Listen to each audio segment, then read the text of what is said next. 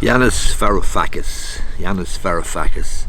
That's a name that might ring some bells with you if you're interested in politics and if you're interested in economics and finances and so on. He's a former Greek finance minister. He's an economist or a former economist. I think he did a degree or did some sort of a course in Harvard. He's a Marxist and he's a very wealthy gentleman. He showed up back in 2015 in London riding a Harley Davidson motorcycle and wearing a leather jacket. He's a bald head like myself, a shaved head, and he has a very glamorous wife, if memory serves me correctly.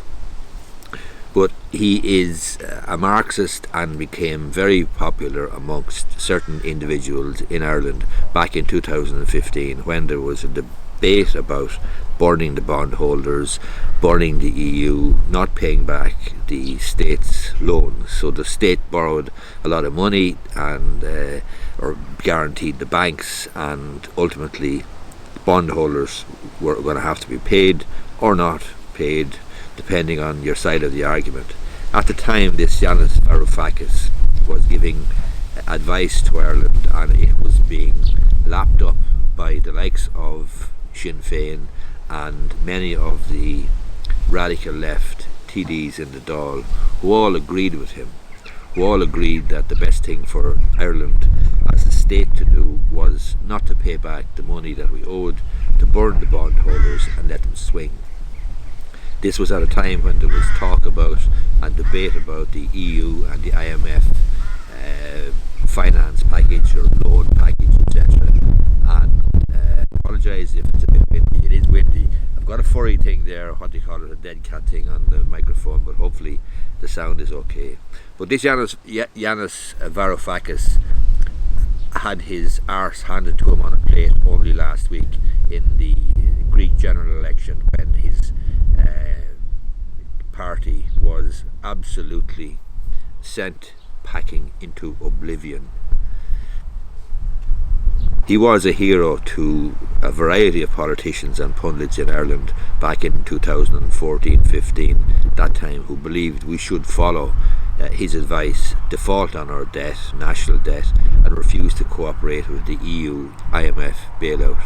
He was advocating the same sort of stance in Greece, and he ultimately then became the finance minister. He only lasted 6 months, but now, 8 years later or thereabouts, his party has been wiped out. They've lost all 8 or 9 seats that they had in the 9 seats in the 300-member Greek parliament, all gone. The main victor in the Greek elections last week, coincidentally, was a right-wing New Democracy party, and the reason that they won is because the guy who led that particular party or led that coalition got the public finances in Greece sorted out. That would never have happened if they followed the advice of this Yanis Varoufakis. The new Greek parliament is the most conservative parliament elected since the fall of the country's last dictatorship in 1974. The role of Varoufakis and his former comrades in the Syriza party, in discrediting a left-wing alternative, should not be underestimated, and has led to this most right-wing government in Greek democracy since 1974 coming into existence.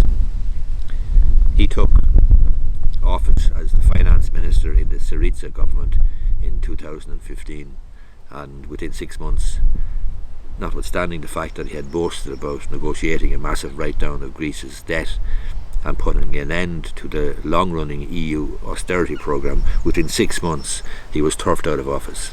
His confrontation with the EU led to a run on the Greek banks and the near collapse of the entire economy. It's worth saying that again. His run-in with the EU and his position, his view, the proposition he was putting forward, led to the collapse of the entire Greek economy. And this was a guy that Sinn Féin and certain most left-wing individuals in Ireland at the time in 2015 saw as an iconic hero. And let's burn the bondholders, let's burn the EU, let's burn the IMF, let's not pay back our loans.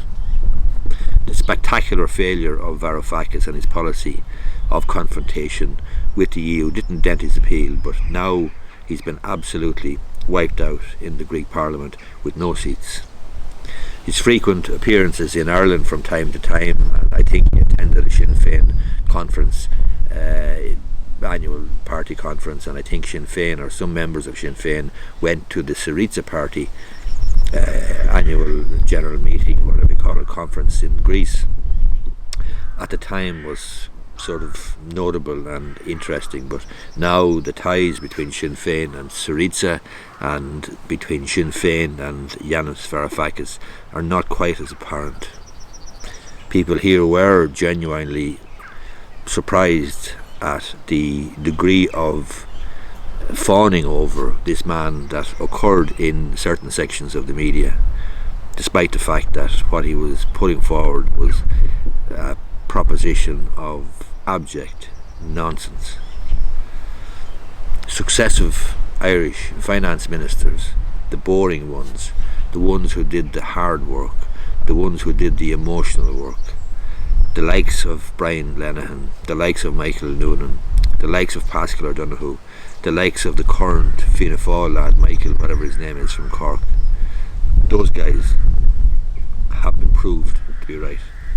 Those guys, in getting the economy, getting the public finances back into kilter, have proved to be right with the Irish economy in 2023, the Irish public finances rather in 2023 being absolutely stuffed with money, replete with resources.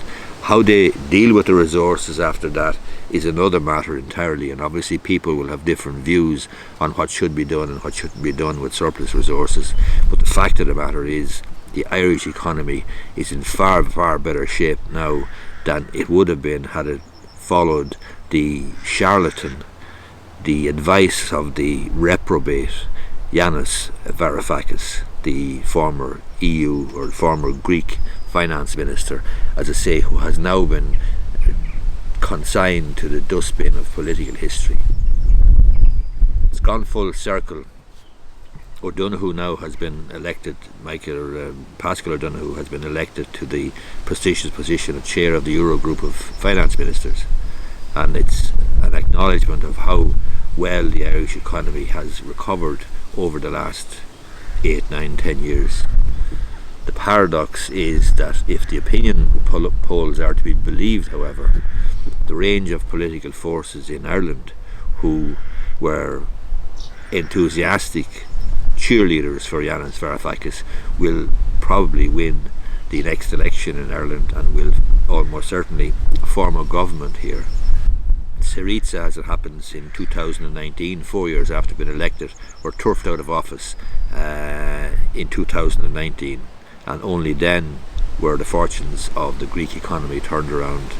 Fantasy politics, fantasy economics, populist pronouncements are easy, but they are basically the refuge of scoundrels and charlatans and scammers and grifters. And Yanis Varoufakis, thankfully, has been found out. Not too soon, mind, but he has been found out, and he has been wiped out and consigned, as I say, to the dustbin of economic and political history. Hope you find this video interesting. If you do, I'd appreciate it if you gave it a thumbs up down below. I'm sure there's plenty of people out there who will have comments to make about Varoufakis and what he was suggesting and the state of the Irish economy now, but not really concerned about people who are unable or unwilling to look at facts, look at data, look at how good the Irish economy is actually performing vis-a-vis its European counterparts and vis-a-vis other countries in the world. But I've no doubt there's plenty of people out there going to be saying, oh, the Irish economy is banjaxed and it's no wonder the country is in the state it's in. Anyway, give the old video the thumbs up down below and leave a comment if you like.